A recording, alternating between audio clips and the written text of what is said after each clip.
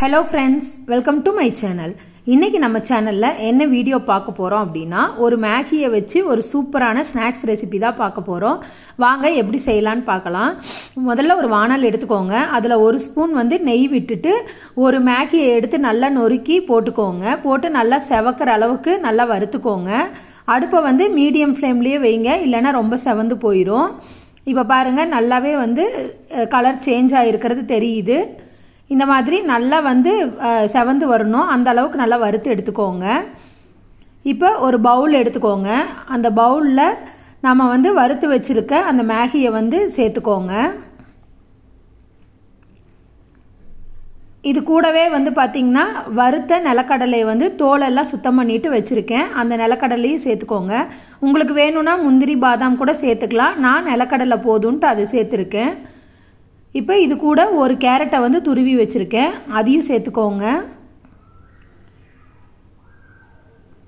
ஒரு பெரிய வெங்காயத்தை நல்லா பொடி பொடியாக கட் பண்ணி வச்சுருக்கேன், அந்த வெங்காயத்தையும் வந்து சேர்த்துக்கோங்க. இதில் ஒரு பெரிய தக்காளியை நல்லா பொடி பொடியாக கட் பண்ணிக்கோங்க, அதுவும் சேர்த்துக்கோங்க. ஏன்னா அந்த புளிப்பு டேஸ்ட்டு தான் வந்து இதுக்கு வந்து நல்லா இருக்கும்.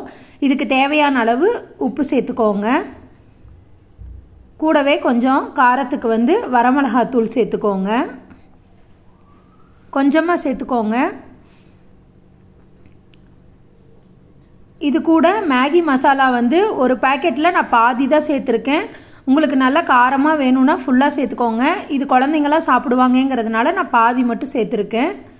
இப்போ நல்லா பொடியாக கட் பண்ணி வச்ச மல்லித்தலையும் வந்து இதில் சேர்த்துக்கோங்க, கலர்ஃபுல்லாக இருக்கும். அவ்வளோதாங்க, எல்லாத்தையும் சேர்த்தாச்சு. இப்போ வந்து உங்ககிட்ட என்னென்ன சாஸ் இருக்கோ அது எல்லாமே சேர்த்துக்கலாம். நான் வந்து ரெட் சில்லி சாஸ் இருக்குது, ஸோ அது கொஞ்சம் சேர்த்துக்கிறேன். அது கூடவே வந்து டொமேட்டோ கெச்சப் இருக்குது, அதுவும் கொஞ்சம் சேர்த்துக்கோங்க. நீங்கள் சோயா சாஸ் இருந்ததுன்னா அதுவும் கூட கொஞ்சம் சேர்த்துக்கலாம், இல்லை க்ரீன் சில்லி சாஸ் எதுனாலும் சேர்த்துக்கலாம். என்கிட்ட இது 2 தான் இருக்குது, ஸோ இது 2ஐயும் சேர்த்துக்கிட்டு நல்லா மிக்ஸ் பண்ணி விட்டுக்கோங்க.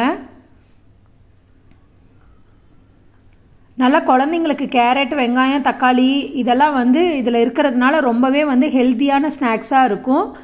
ஈவினிங் வந்து இந்த மாதிரி செஞ்சு கொடுத்தீங்கன்னா நல்லா கிறிஸ்பியாகவும் இருக்கும். காஃபி கூட வந்து இது காம்பினேஷன் வந்து சூப்பராக இருக்குது. நான் இதுதான் இன்றைக்கி எங்கள் வீட்டில் செஞ்சுருந்தேன். இந்த ரெசிபி உங்களுக்கு பிடிச்சிருக்குன்னு நினைக்கிறேன். பிடிச்சிருந்ததுன்னா இந்த ரெசிபியை நீங்களும் உங்கள் வீட்டில் ட்ரை பண்ணி பார்த்துட்டு எப்படி இருந்தது அப்படின்னு சொல்லிவிட்டு எனக்கு கமெண்ட் பண்ணுங்கள். பாருங்கள், இப்போ ரொம்பவே சூப்பரான மேகி பேல் வந்து ரெடி ஆயிடுச்சு.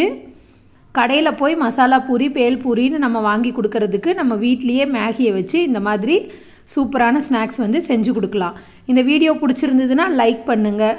Thank you friends.